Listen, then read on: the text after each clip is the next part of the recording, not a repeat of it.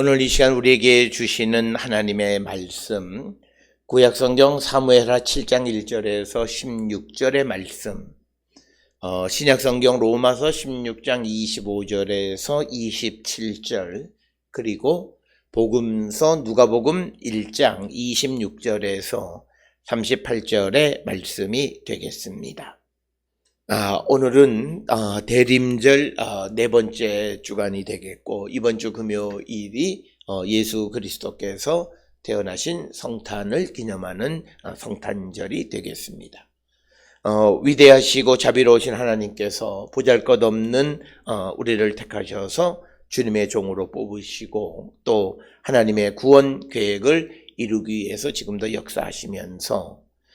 이 대림절 네 번째 주간은, 특히 이 대림절에 켜는 네 개의 촛불은 구세주를 기다려온 인류의 오랜 기다림을 상징하는 그런 촛불이 되겠습니다. 아담과 하와의 불순종으로 죄와 사망의 권세가 세상에 들어오므로 우리에게 구원의 통로가 막혔던 그 순간, 하나님께서는 이제 우리를 구원할 계획을 우리에게 예고해 주셨습니다. 따라서 우리가 잘 아는 창세기 3장 15절에서 하나님께서는 사탄의 권세를 저주하시면서도 죄가 가져온 악을 없애줄 구세주를 약속하셨는데, 내가 너로 여자와 원수가 되게 하고 내 후손도 여자의 후손과 원수가 되게 하리니 여자의 후손은 내 머리를 상하게 할 것이요 너는 그의 발꿈치를 상하게 할 것이니라 라고 하는 이 말씀을 통해서 이미 그 죄가 세상에 들어오는 그 순간 이 세상을 죄와 사망으로부터 구원하실 구원 계획을 세우신 하나님, 그래서 이제 우리를 구원하실 그 구원자이시고 우리의 영원한 왕이신 예수 그리스도가 이 땅에 오심을 기다리는 그 절기, 바로 대림절, 특히 대림절 네 번째 주간은 이제 성탄을 목전에 두고 있으면서 우리의 영원한 왕으로 오시는 주님을 기다리는 그 기다림을 상징하는 그런 주간이 되겠습니다. 특별히 이 대림절 네 번째 주간에는 성경을 통해서 우리에게 영원한 왕을 주시겠다라고 하는 하나님의 예언의 약속의 말씀들과, 그리고 그것이 이제 어떻게 우리에게 실현되는가, 즉 예수 그리스도가 이 땅에 오심으로 그 영원한 왕의 약속이 성취되어지는 것을 기록하고 있는 말씀들을 우리가 읽게 되는데, 그것의 대표적인 말씀이 오늘 우리가 함께 읽은 사무엘하 7장 1절로부터 16절에서 하나님께서 다윗에게 이제 약속하신 그런 말씀인데, 특히 그 내용 가운데 사무엘하 7장 12, 13절 혹은 16절에서 하나님께서 이제 그 다윗에게 말씀하시기를 너의 집과 너의 나라가 영원히 보존되고 너의 왕위가 영원히 견고하게 하리라 라고 하는 이 축복의 말씀이 곧 예수 그리스도를 예견한 그런 예언의 말씀으로 우리가 받아들이고, 바로 그 영원한 왕이 이 땅에 오실 것이다 라고 하는 그 하나님의 축복의 말씀이 이제 예수 그리스도가 이 땅에 오심으로 성취되어지는데, 그 오시는 과정에 대해서 우리에게 자세히 설명하고 있는 것이 그 누가복음 1장 26절부터 38절에서 천사가 마리아에게 이제 그 우리의 온 인류의 구세주인 예수님의 잉태 소식을 알려주면서 이 모든 것은 하나님에 의해서 되어지고 성령이 임하심으로 말미암아 성령이 하시는 일로 이 모든 것이 되어지고, 하나님은 능치 못할 일이 없는 분이시다라고 하는 것을 알려주자, 이 말을 들은 마리아가 주의 여종이오니 하나님의 종이오니 말씀하신 대로 이루어지기를 바란다라고 하는 전적인 순종을 표현하는 그런 말씀 속에서 예수 그리스도는 이제 우리의 구원자로 이 땅에 오신 것이 되겠습니다. 따라서 우리가 대림절 이 네 번째 주간에 주로 읽는 말씀들이 이런 사무엘하 7장 1절로 16절, 그리고 누가복음 1장 26절로 38절의 말씀을 보게 되고, 그리고 로마서 16장 25절로부터 27절에서 사도 바울은 하나님께서 오랜 세월 감추어 두셨던 그 신비가 예언자들의 글을 통해서 우리에게 알려줬고, 그리고 이제 예수 그리스도가 이 땅에 오심으로 우리를 구원하기 위한 그 일이 구원하시기 위해서 우리에게 알려졌다라고 하는 그 로마서 16장 25절 27절의 말씀을 통해서 하나님은 우리를 구원하기 위한 영원한 왕을 보내시고 우리는 그 영원한 왕이 오시기를 기다리는 삶을 살아가고 있다라고 하는 것이고, 따라서 우리가 믿음의 삶을 살아간다라고 하는 것은 바로 이처럼 우리의 영원한 왕이신 예수 그리스도를 기다리는 삶을 살아가는 것이다. 특별히 우리는 예수 그리스도께서 이미 왔다가 승천하셔서 부활 승천하셔서 하나님 우편에 앉아 계시다가 마지막 우리의 구원을 완성하기 위하여 종말의 때에 다시 오시겠다 약속하셨기 때문에 우리는 이 땅에 오신 주님을 기념하고, 그리고 다시 오시겠다라고 약속하신 주님의 약속을 기다리는 것이 특별히 대림절 네 번째 주간에 우리가 기다리는 그 기다림의 핵심적인 내용이 되겠습니다. 오늘 우리가 읽은 사무엘하 7장 1절로부터 16절에 있는 말씀은 소위 나단의 신탁으로 잘 알려져 있는 말씀으로, 이제 다윗 왕이 나단 선지자에게 자신이 백향목 나무로 지은 그런 궁에 살지만, 그러나 하나님의 궤가 장막에 있기 때문에 하나님의 성전을 짓겠다라고 하는 의도를 나타내자, 하나님께서 그날 밤에 나단을 통해서 말씀하시기를 너희가 어찌하여 나를 위하여 백향목 집을 건축하지 아니하였느냐고 말한 적이 있느냐. 즉 하나님께서 왜 너희들이 내 집을 짓지 않았느냐라고 질책하신 적이 있느냐라고 반문하시면서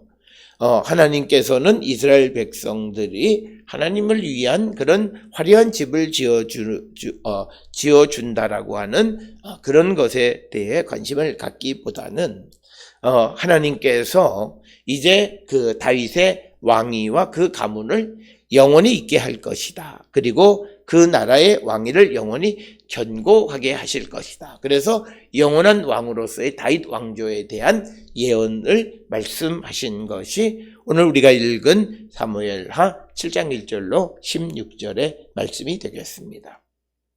그래서 다윗의 왕은 하나님께 영원한 왕자에 대한 약속을 받았습니다. 그래서 다윗은 하나님께 화려한 성전을 지어서 바치려고 했지만, 그러나 하나님은 그것을 받기보다는 오히려 다윗의 왕조에 영원히 없어지지 않는 왕자를 차지하게 될 다윗 가문에 대한 그 메시아를 보내겠다라고 하는 약속의 말씀을 받게 된 것이 오늘 우리가 읽은 사무엘하 7장 1절에서 16절의 말씀이 되겠습니다. 이런 약속을 받은 그 이스라엘 백성들이 이제 역사가 흐름에 따라서 다윗 왕국이 분열되고, 그리고 유다 왕국이 바벨론의 느부갓네살에 의해서 멸망되어지자 오늘 이 사무엘하 7장에서 주어진 다윗의 왕자가 영원할 것이라고 하는 이 하나님의 약속이 깨지지는 않았는가라고 하는 그런 어떤 좌절, 절망, 그런 속에 살아가다가 이제 하나님께서 약속하셨던 그 약속은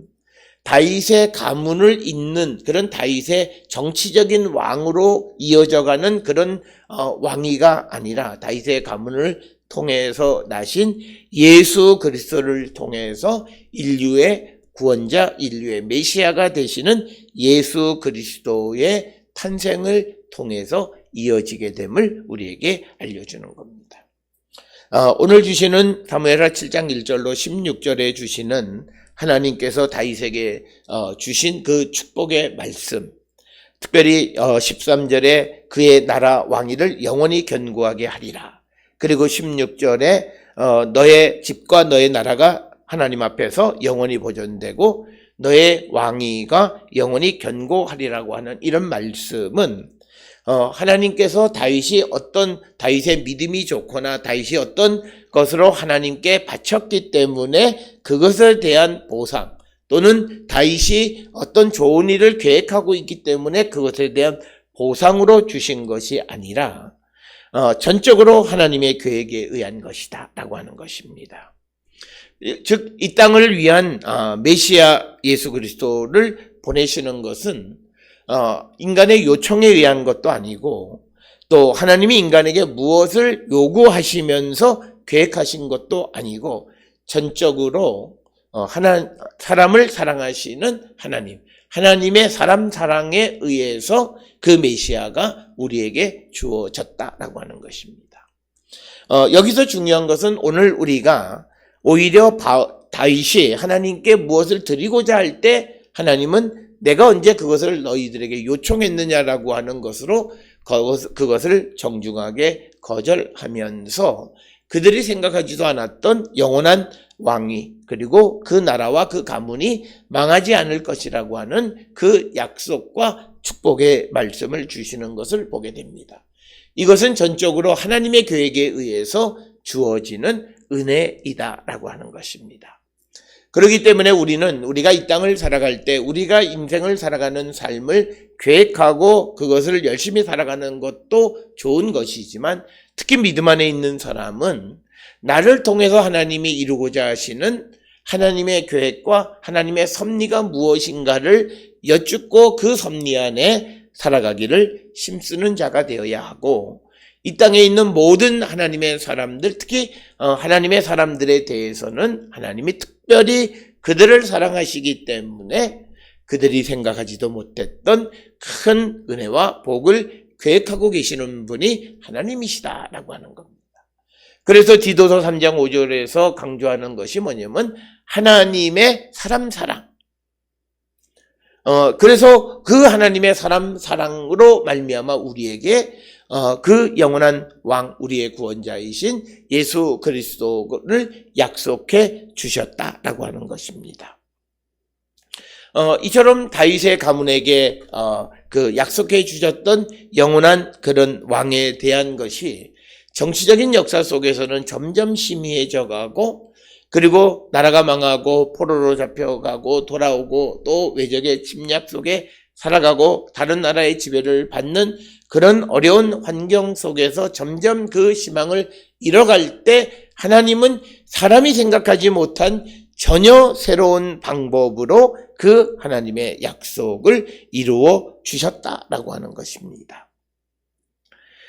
그래서 이것은 누가복음 1장 그 37절에서 천사가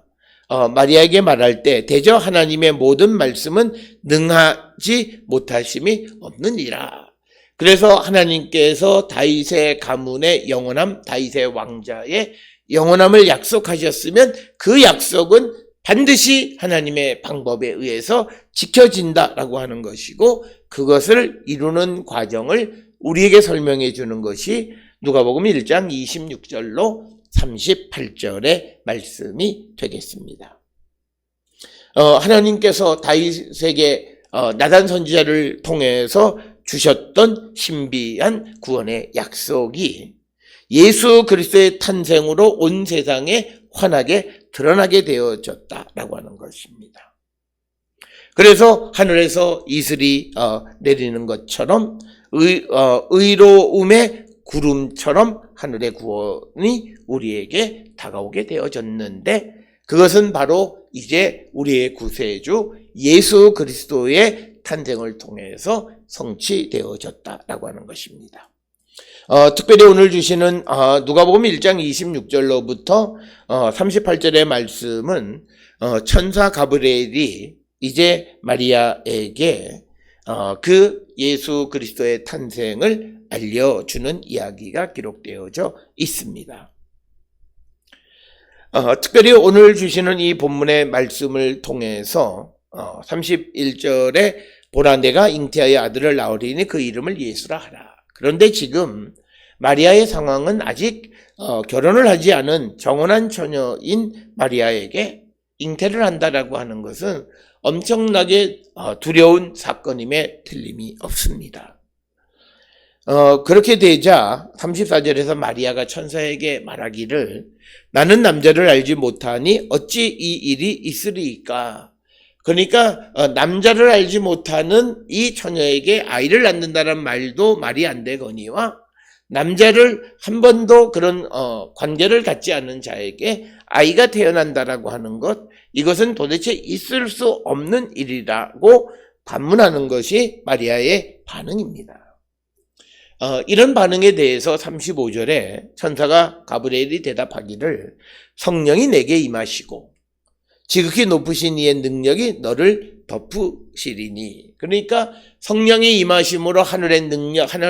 능력이 마리아에게 임하심으로 말미암아서 이제 마리아가 잉태하게 되어질 것이고, 또 하나는 마리아가 38절에 나와 있는 것처럼 주의 여정이오니 말씀대로 내게 이루어지이다, 이렇게 순종할 수 있게 되어졌다라고 하는 것입니다. 그래서 오늘 주시는 이 본문을 통해서 보면 마리아나 또는 역사적으로 하나님께서 예수 그리스도를 이 땅에 보내시는 것은 사람의 눈으로는 뜬금없이 그 역사가 이루어지지만, 그러나 그것은 하나님에 의해서 계획되어지고, 그리고 하나님의 때에 하나님의 방법으로 구원자를 이 세상에 영원한 왕으로 보내시기를 계획하셨고, 그 일을 이제 이루시는 것이 오늘 우리가 읽은 누가복음 1장 26절로 38절의 말씀이 되겠습니다. 따라서 우리가 구약성경의 사무엘하 7장 1절로 16절의 말씀과 그것으로부터 대략 한 1000년 이상 떨어진 그런 마리아에게 임하신 그 가브리엘의 그 말은 서로 관련이 있는 것이고, 바로 이 사무엘하 7장에서 약속하셨던 그 약속이 이제 누가복음 1장 26절부터 38절에서 성취되어지는 그 과정을 말씀하는데, 그 약속의 성취에 중요한 역할을 하는 것이 성령이 내게 임하시면이라고 하는 겁니다. 그래서 하나님의 능력이 임하심으로 말미암아서, 첫째는 처녀가 남자를 알지 못하는 이가 그 아이를 낳게 됨으로 하나님의 약속이 이루어졌고, 그리고 38절에 나오는 것처럼 처녀인 마리아가 그 놀라운 일을 이루겠다라고 하는 그 하나님의 계획을 순종할 수 있었던 것도 그 마리아에게 성령이 임하심으로 말미암아 그가 순종할 수 있게 되어졌다라고 하는 것입니다. 앞에서 설명을 드렸듯이 누가복음의 말씀 이전에 그 이스라엘 백성들이 바벨론 포로로 잡혀갔다가 거기에 있다가 돌아오고, 그리고 돌아와서도 한 400여 년간 예언이 끊치는 그런 상황 속에 살던, 영적인 암흑 속에 살던 그 유다 백성들에게 하나님은 전혀 새로운 방법으로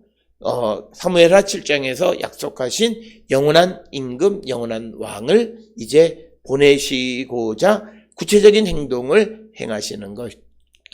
오늘 우리가 읽은 누가복음의 말씀이 되겠습니다.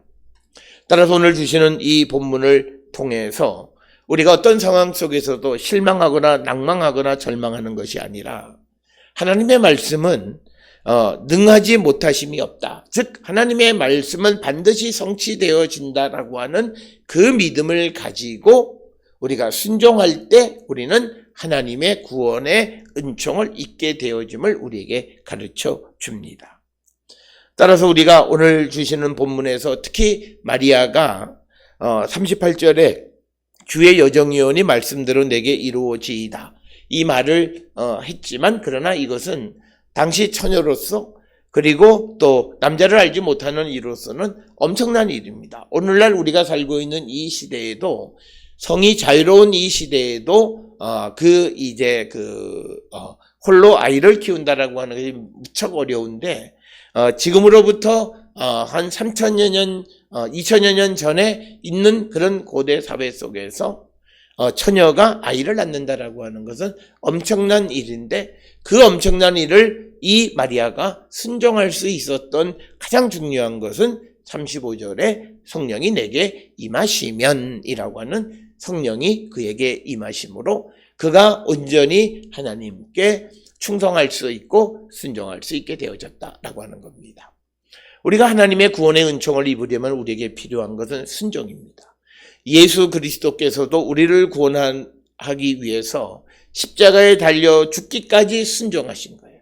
죽음의 길을 순종하심으로 오늘 우리가 구원에 이르게 되어졌듯이, 오늘 이 마리아도 그 처녀가 아이를 잉태한다라고 하는 엄청난 놀라운 사건이지만, 그러나 그가 성령 안에서 그 사건을 순종함으로 우리를 위한 영원한 왕이신 예수께서 이 땅에 태어나시게 되어져서 하나님의 구원의 역사가 이루어졌다라고 하는 것입니다. 그렇기 때문에 우리가 성령 안에서 성령의 충만한 가운데 있을 때 우리에게 향하신 하나님의 구원의 약속이 성취되어지고, 우리가 성령의 충만한 가운데에서 하나님에게 순종할 때 그 순종이 온전한 순종이 되어질 수 있다라고 하는 것을 우리에게 가르쳐 주시는 그런 말씀이 되겠습니다. 이처럼 사무엘 하에서 말씀하셨던 그 약속을 이제 누가복음을 통해서, 마리아를 통해서 이루시는 이 이야기에 대해서